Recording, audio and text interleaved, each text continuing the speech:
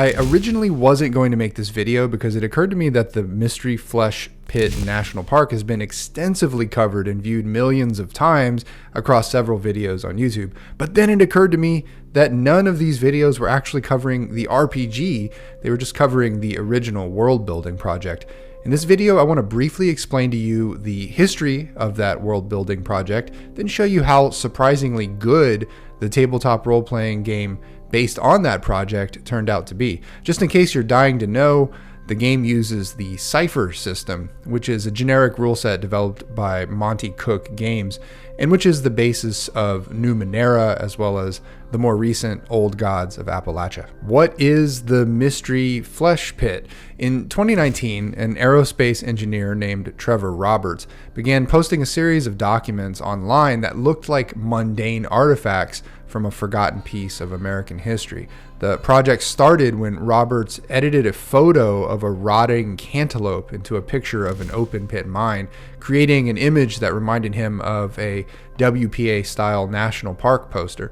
From that single image, he developed an immersive alternate history surrounding the, quote, Permian Basin Superorganism, an ancient, vaguely echinoderm-like creature discovered beneath the town of Gumption, Texas. Roberts didn't just create a monster, he built a world-scale satire of corporate greed. He imagined the superorganism as a federally managed tourism destination operated by the Anodyne Corporation, complete with gastric spas, bronchial forests, and souvenirs carved out of the massive body of flesh. The project succeeded because of its commitment to the banality of the extraordinary. Through fictional letters, diagrams, and advertisements, Roberts detailed a 30-year history of the park, including the horrific amalgamations of fused together tourists and the catastrophic 2007 disaster that claimed over 750 lives. He created what became one of the greatest entries into modern internet lore, one where the nightmare of cost-cutting and corporate hubris was just as dangerous as the biological hazards of the pit itself. It's in this specific vision, this blend of high-concept cosmic horror and mundane Americana, that serves as the foundation for the tabletop RPG we're looking at in this video. That RPG is this right here, Mystery Flesh Pit National Park, the RPG. It was crowdfunded in 2024 and written by Christopher Robin Negaline. I guess at first glance, I would have thought this game was just a sort of perfunctory copy-paste job that smashed together text from Trevor Roberts' weird world-building project with the SRD from the Cypher rules system. As it turns out, this game goes over and beyond in terms of offering a fully realized game experience that stays utterly focused on the horror and satire elements of Trevor's original conceit. Let me just take you through the book so you can see for yourself what I'm talking about. I do have to briefly cover the setting, just in case you're not one of the millions of people who have watched a video on it yet. The setting's history truly began in 1973, when well diggers searching for water broke into an underground cavity that was not a cave, but a massive biological orifice. An opportunistic miner named James Jackson immediately secured hundreds of acres of surrounding scrubland and led the first explorations into the Mystery Flesh Pit, with roughnecks using little more than ropes and mining lanterns. In 1976, he opened a roadside attraction at the site, which included a lodge, tours, and a gift shop. But this initial success was marred by a high-wire stunt in 1977 that left nearly 50 people dead. To avoid crushing legal liability, Jackson partnered with the Anodyne Corporation, joining their board of directors and beginning a period of intense commercialization. In 1980, the United States National Park Service took over public-facing operations, while Anodyne negotiated long-term leases to retain its lucrative mining and extraction rights. The site was formally designated the Permian Basin Superorganism, the largest land organism on Earth, extending across hundreds of square miles and reaching an estimated depth of over 90,000 feet. During this era, millions of tourists visited the Lower Visitor Center, a 14-story structure suspended directly in the organism's esophagus, where they could watch shifting tissues from the safety of air-conditioned food courts. Other popular attractions included the amniotic thermal springs, which used diluted fluids for spa treatments, and the circus clown Chimus, a tragic memorial made of humans who had accidentally fallen into a digestive sac. Anodyne's primary interest lay in venereal technology, harvesting the PBSO's tissues to create organic biochips for computers, medical aids, and extra durable textiles. To facilitate this, they built massive mobile mining platforms, vehicles so large they had to be constructed inside the creature itself. These platforms were efficient at harvesting but caused significant damage to the surrounding biological environment, leading to long-term issues with the site's stability. On July 4th, 2007, record-breaking flash floods overfilled the pit's natural catch basins, forcing the organism to essentially swallow the excessive water and the lower visitor center itself. This caused the PBSO to awaken or spasm, lashing massive limbs through the desert bedrock in a night of deafening noise and destruction, killing untold hundreds across the surrounding counties. In the wake of that disaster, Anodyne was reorganized into the Permian Basin Recovery Corporation, a quasi-governmental black site, and as of the present day, the park remains closed to the public, and the PBRC's primary mandate is to maintain the infrastructure and keep the PBSO in a drugged, sedated state while continuing secret high-level extraction of its biological materials. Alright, with that being explained, let's look at how the author tried to bring this game into the world of RPGs, where you can essentially step into all of this and interact with it. The fundamental resolution mechanic of the Cypher system is the target number system, where a task's difficulty, 1 through 10, is multiplied by 3 to determine the D20 target. Skills, trained or specialized, and assets, which are tools or help, each lower the difficulty by 1 or 2 steps. This creates a bounded math system where a player's goal isn't to get the highest modifier, but to math out a difficulty until it hits 0, which results in an automatic success. In play, this encourages a very tactile style of problem solving. Players don't just roll for it, they spend time debating which assets, like a flashlight or a piece of rebar, can bring a difficulty 4 down to a 2 before they even touch the dice. In a way, this embraces the essence of OSR style play, where the problem solving is centered around your cleverness as a player more than anything, although I could hardly call the Cypher system OSR. Characters have 3 pools, might, speed, and intellect, which represent both their capacity and essentially their hit points. When you take damage, you subtract points from these pools.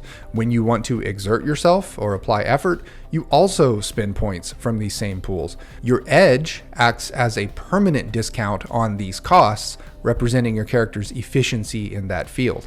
This creates a brilliant sort of death spiral tension. If you spend might to break down a door, you're also making yourself more vulnerable to physical damage in the next room. At the table, this forces players to make hard choices about when a task is worth the life force cost of ensuring success. Effort is the primary way a player controls their destiny, allowing them to spend point pools to ease a task by 1 step. A character's tier, which ranges from 1 to 3 in this game, limits how much effort they can apply to a single roll, starting at 1 level of effort at tier 1. Effort can also be applied to damage, adding +3 damage per level spent. This mechanic effectively eliminates the useless turn in combat. If you absolutely must hit that abyssal copepod, you can spend the points to make it almost impossible to miss. Damage follows a specific hierarchy, usually hitting might first, then speed, then intellect. Reaching 0 in a pool moves you down the damage track, from hail to impaired to debilitated to dead. Impaired is the most common scare for players, as it increases the cost of effort by 1 and removes the benefit of major and minor effects on rolls. Recovery rolls allow characters to heal, but they are a limited daily resource. Because you only move down the track when a pool hits 0, PCs will often feel fine until they suddenly don't. To truly hammer home the theme of corporate drudgery, the game features a dedicated paperwork mechanic called conformity. Every time a player fails a conformity check, they roll a d10. If that result is above their current conformity level, their conformity level advances by 1. This represents the character's increasing obsession with the banality of the bureaucratic process and the paperwork that they're having to file. The intention here, of course, is to create a hilarious but obviously really bleak and satirical dynamic at the table. Character creation is a modular process designed to fit the specific tonal needs of a corporate horror setting. Every character is defined by a sentence that combines a descriptor, a type, and a focus to establish their identity and mechanical niche. The descriptor is an adjective that provides a package of stat modifications and specific skills or inabilities that color how a character interacts with the world. While the game utilizes many standard Cypher System options, it introduces several new descriptors specifically tailored to the bleak and strange atmosphere of the setting. Awkward is a new addition for characters who struggle with social cues, granting a bonus to specialized knowledge but suffering an inability in charm and persuasion. Pit-touched is a setting-specific descriptor for those who have been physically or mentally altered by the superorganism, providing a pool for PBSO manifestations, which are superpowers we'll cover later, at the cost of being unsettling to normal people. Suspicious is another new descriptor designed for the era of corporate espionage, making a character harder to lie to while making them naturally distrustful of others. The character type serves as the noun of the sentence and functions as the primary mechanical foundation for what a character does during a crisis. The options are divided into roles that reflect the park's operational hierarchy, such as security agents for combat, engineers for technical survival, and marketeers for social manipulation. Each type determines the starting values for the 3 core stat pools, might, speed, and intellect. As characters progress, their type provides a list of tier-based abilities that allow for further specialization in their chosen career path. The final component of character creation is the focus, the verb that describes what the character specifically does best. They are organized into categories based on the desired flavor of the campaign, ranging from ordinary citizens to hardened survivors of biological horror, and satirical bureaucracy thrown in there for good measure. These abilities usually require the expenditure of points from a stat pool, reflecting the physical or mental strain of performing extraordinary feats. Beyond these initial choices, characters are further defined by their abilities, which are specific powers or maneuvers purchased as they increase in tier. There are hundreds of abilities to choose from, and I think credit for this goes to the original authors of the Cypher System. It would probably take years of playing this system before you got your arms around all of these different abilities and how they play out in a session. In this particular setting, abilities can also come in the form of PBSO manifestations, which are supernatural or biological mutations tied directly to the flesh pit's influence. These manifestations provide powerful alternatives to standard skills, but often come with the risk of biological corruption. Because the game features a lower power ceiling than typical Cypher games, which go up to tier 6, the selection of these abilities is crucial, since players have to maximize their utility within the limited 3-tier progression. Prototypes in this game are its ciphers, which are Cypher System's magic items that are usually one use. In this case, they are one-use biological or mechanical devices with potent effects. They are intentionally dangerous. Many require a might check to avoid side effects like acid burns or temporary mutations. Special issue gear is more stable, but uses depletion rolls. Both prototypes and special issue are meant to be used fast and loose. Since you have a limited number of slots to carry stuff, players are encouraged to burn these things off constantly. As far as advancement, it is slower than standard Cypher, requiring 30 XP per tier with a hard cap at tier 3. You generally gain XP by fulfilling your character's personal story arc. With that being said, the game introduces grit as a secondary currency for rerolls and for narrative control, earned via GM intrusions. Tying XP to narrative arcs rather than killing monsters completely changes player behavior. Instead of looking for a fight, players are meant to look for ways to advance their mystery or their growth arc. The idea here is to make roleplay feel more personal and goal-oriented. There are 24 listed so-called venterial wildlife in the flesh pits, and they all have a sort of macro-parasitic feel to them. I think it would have been awesome to have an illustration of every creature listed in the book, and I don't know why more RPGs don't do this. When it comes to really unique and novel settings like this, the really weird creatures that you're meant to encounter could really benefit from at least some kind of visual representation. But yeah, these are all majorly creepy creatures. The abyssal copepods here are the sort of poster child for the pit. Part shrimp, part human. They avoid light, but are also described as higher order predators. Here's an 8-foot long flatworm. I mean, this is pretty gross stuff if you think about it. I don't personally have any phobias with regard to segmented, multi-legged arthropod nightmares like this, but it's possible that some of your players might, so it's worth asking before a session. Here's a 500-foot long gigantopede, 500 feet. It's also worth noting the chief environmental hazards of the pit, which include getting digested, breathing in fungal colonies, gastric fluids getting on you, a sort of mental haze called pit fever, a summer season where all the creatures are especially hostile, and hypoxia, which is a lack of oxygen. But alright, here are my thoughts on Mystery Flesh Pit National Park, the RPG, generally. Cons.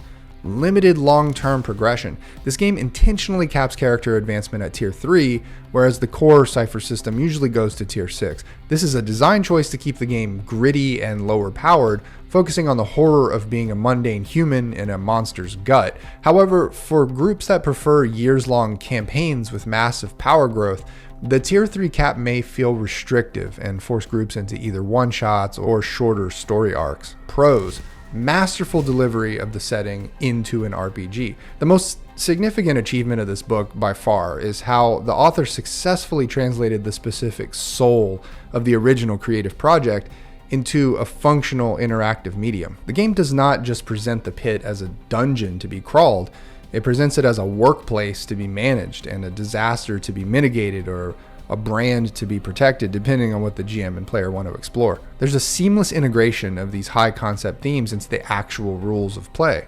For example, the conformity mechanic is a design choice that captures the corporate spirit by quantifying how much a character has been indoctrinated into mindless corporate bureaucracy. The inclusion of PBSO manifestations and corruption further reinforces the theme of biological contamination that is central to the original world-building conceit. PCs are constantly facing the threat of being fully absorbed into the fleshscape. Cypher System is just elegant. There are a lot of things to like about the design choices in Monty Cook's Cypher System, but one of the biggest things is the unique death spiral tension. Because your stat pools, might, speed, and intellect, act as both your mana for abilities and your health, every action has a literal life and death cost.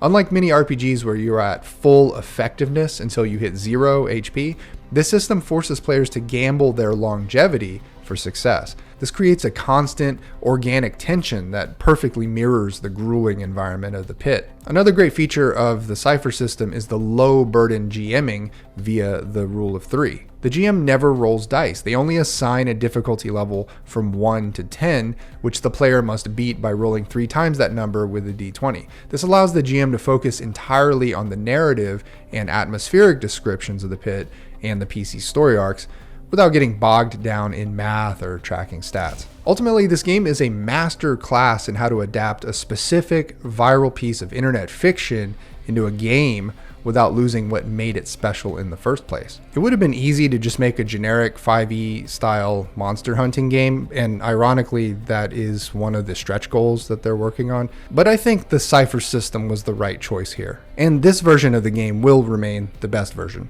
Remember to like and subscribe for more RPG reviews, and join this channel as a member to get exclusive videos and content. Links to where you can find this game are below. I'll see you in the next one.